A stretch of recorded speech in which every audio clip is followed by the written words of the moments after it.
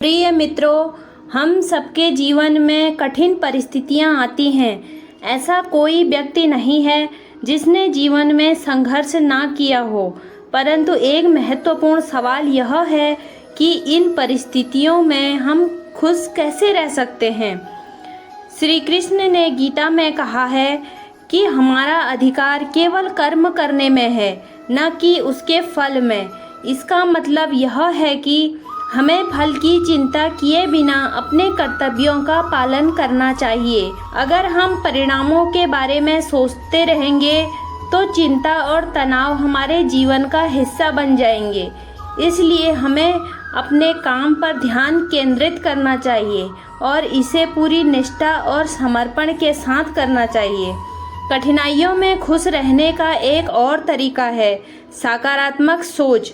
जब हम कठिन समय का सामना कर रहे होते हैं तो हमारा मन नकारात्मकता की ओर आकर्षित होता है, परंतु हमें यह याद रखना चाहिए कि हर कठिनाई एक अवसर भी लेकर आती है।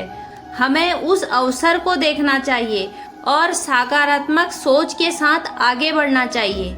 श्री कृष्ण ने यह भी कहा है कि हमें सुख और दुख दोनों में समान भाव रखना चाहिए।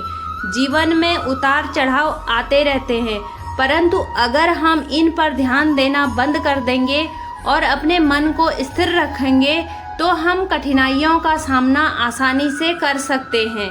इसके साथ ही हमें यह भी समझना चाहिए कि खुशी एक आंतरिक व्यवस्था है, यह बाहरी परिस्थितियों पर निर्भर नहीं करती।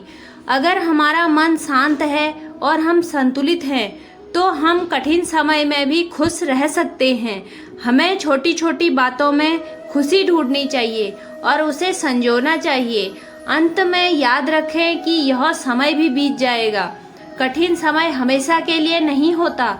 हर रात के बाद नई सुबह होती है और हर तूफान के बाद एक शांति। हमें धैर्य रखना चाहिए और विश्वास करना चाहिए कि यह समय भी निकल जाएगा। इसलिए दोस्तों, कठिन परिस्थितियों का सामना मुस्कुराते हुए करें। यह आपकी ताकत है और इससे न सिर्फ आप बल्कि आपके आसपास के लोग भी प्रेरित होंगे। किसी समय की बात है, एक गांव में एक साधारण किसान रामलाल रहता था। रामलाल का जीवन बेहद कठिनाइयों से भरा था।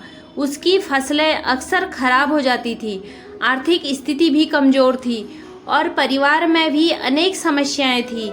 फिर भी रामलाल हमेशा मुस्कुराता रहता था।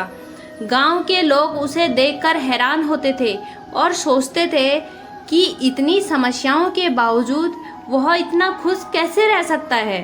एक दिन रामलाल के एक पुराने मित्र श्याम, जो काफ़ी समय बाद गांव आया था, उससे मिलने गया। उसने रामलाल को कहा, तू इतनी समस्याओं के बाद भी हमेशा खुश कैसे रहता है? मुझे तो इतनी चिंता होती है कि सो भी नहीं पाता। रामलाल मुस्कुराया और उसने श्याम को अपने घर के पीछे ले जाकर एक बड़ा सा पेड़ दिखाया। उसने कहा, देखो इस पेड़ को, हर साल इसके पत्ते गिरते हैं, लेकिन फिर भी ये पेड़ हरा भरा रहता है। जब भी इसे धूप या बारिश मिलती है, ये खुशी से झूम उठता है। श्याम ने हैरान होकर पूछा, तो इसका और तेरी खुशी का क्या संबंध है? रामलाल ने जवाब दिया, इस पेड़ की तरह मेरी जिंदगी में भी कठिनाइयाँ और समस्याएं आती रहती हैं। इसलिए मैं जानता हूँ कि जैसे बादलों के पीछे सूरज छुपा होता है, वैसे ही इन समस्याओं के पीछे भी कोई न कोई हल छिपा होता है। मैं इस विश्वास के साथ जीता हूँ कि हर मुश्किल के बाद एक अच्छा समय आता है, बस हमें धैर्य रखना होता है।